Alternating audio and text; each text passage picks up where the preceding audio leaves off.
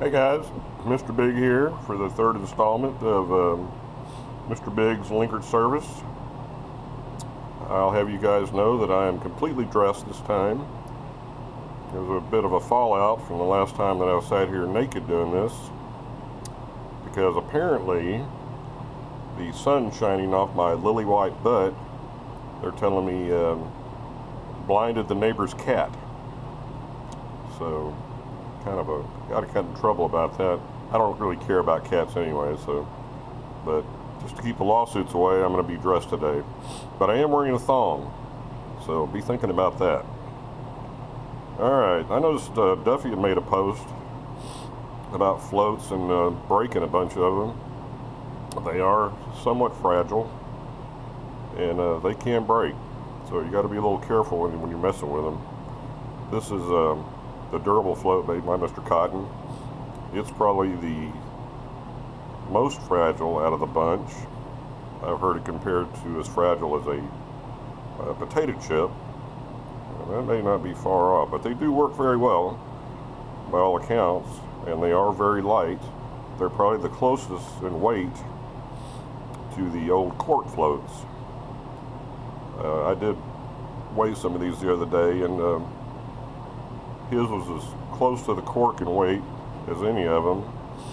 Then came the rubber ducky, and then the Starklight was the heaviest. But I've used Starklights a lot, and they seem to work pretty well. So anyway, first thing we're going to do, I want you to take your finger out and look at it. Usually they're usually bent several different ways. But I think for purposes of just starting fresh, you're going to take it over and put it in your vise. And you're going to want to flatten that baby out as good as you can to start with. There we go.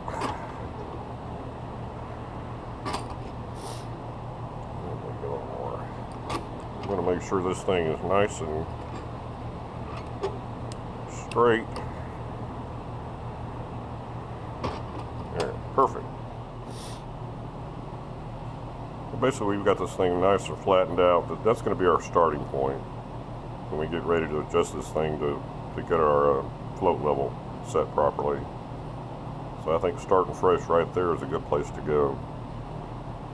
And then it's just a matter of trial and error, and these things can be maddening trying to get them correct. I've worked on some for an hour and a half to 2 hours trying to get them right, and then I've had some that went together in 5 minutes.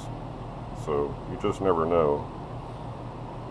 But basically it's a matter of just, you got to take this thing apart. You do not, as I think Duffy even mentioned, try to bend these things when they're on the float. Same thing with a Starklight, rubber ducky, doesn't matter. You try to bend this thing to fit, you're just going to bust it in a million pieces. So not good. Go ahead and take it all the way off.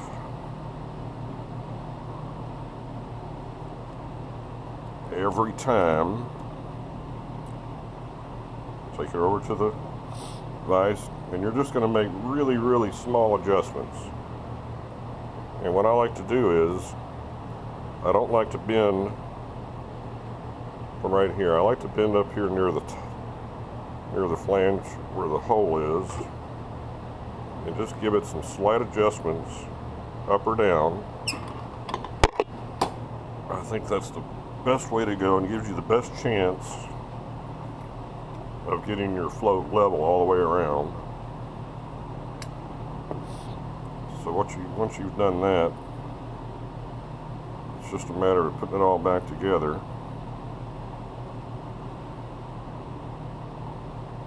And I know it's painstaking, you have to do it a lot, especially if you're like me and you take forever to get one right, or you're just anal about it and you want to make sure it's absolutely dead nuts on. Oops.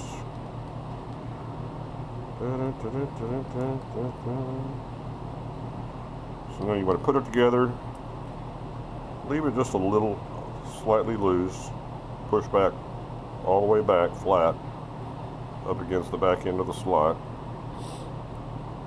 You're going to take your new needle and seat, just going to put it in just barely. So just the head. You're not going to screw it in at all. You just want it to barely sit in the hole there. You're going to feed your float in there and clip it into the head. There we go. So the head of the needle fits into the fingers. You're going to screw that baby in. You're going to find your float lever pin. Some of these just have one pin on one side. The earlier have a screw on both sides. This one has the fitting molded in there. It's a little faster to mess with these. But when you make your chuck for your adjustment, everything's got to be tightened up just like it was going to be going on the carburetor. Nice and tight. See, that one is way off. Way off. So now, take it all apart, get everything back out, get the float lever off the float, back to the vise, and just start tweaking it till you can get it like this one. See, this one is nice and level all the way around. You're going to turn it upside down, and you're going to find that it's right at 1/4 inch at the very front here. This is where you're going to measure from. And you get that 1/4 inch setting, and at that point you are good to go. Now the last thing you need to do is that you're going to take before you tighten this up, tighten the float pin. Every manual that I've ever read tells you that you want to offset the float a 1/16 or thereabouts to the left.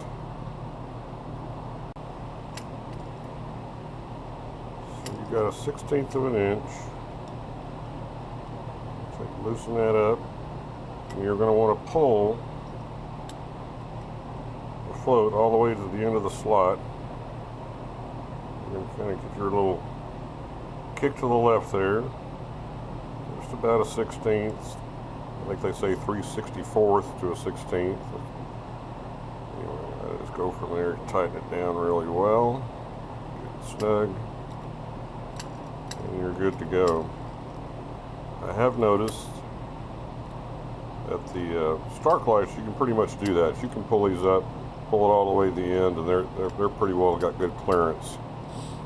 But the durables and the rubber duckies, if you pull them all the way forward, they do tend to, some of them, not all, seem to want to rub the back of the bowl. So basically what you want to do, you want to get it nice and centered. Sitting it nice and centered in the bowl. You want it forward as best you can. You don't want to rub, but pretty much centered in the bowl is about what you want. With your little kick to the left, your little 1/16 offset there to clear the stem. Want to make sure you have good action. Another thing I like to do before I put it together are these float pins. They can get a little cruddy. Get your little Scotch-Brite, clean them babies up really good so they'll move really smooth. So that's a good tip right there. The other thing you want to check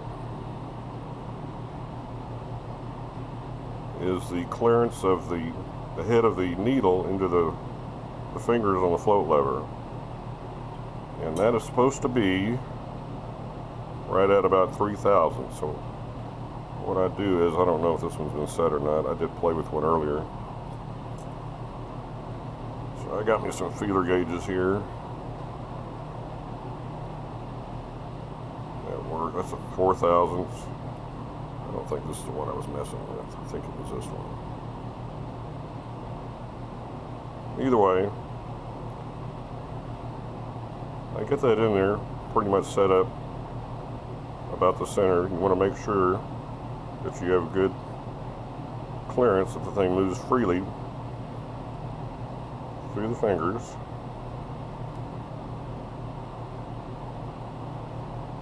what I do is just check it with a feeler gauge. 4 is pretty tight. 3 means pretty good. So basically, I'm just going to take, and not with the pliers or anything, I'm just going to take it by hand and squeeze this down a little bit. And once I can't get the 4 thousandths gauge to go in and 3 goes in, then I'm good. And what you're trying to do here, you want to keep this needle from floating up off the seat by having too much clearance here on that top finger. So you want to be sure and check that before you get that all together. And other than that, that's about it. These are pretty straightforward. They can be time consuming, but you need to get them right. And once you get them set, they're pretty much trouble free.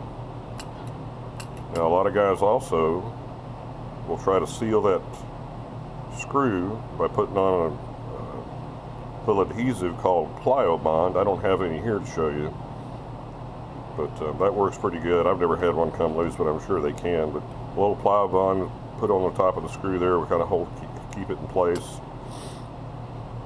And I hear that it's impervious to any kind of fuel out there, so just a little added attraction to keep these things going right. Anyway, that's all I got for right now. I got all my little parts out here. Next time we're going to assemble this M74B, and should be a hoot. Anyway, this is part 3. We're signing out. We'll see you next time.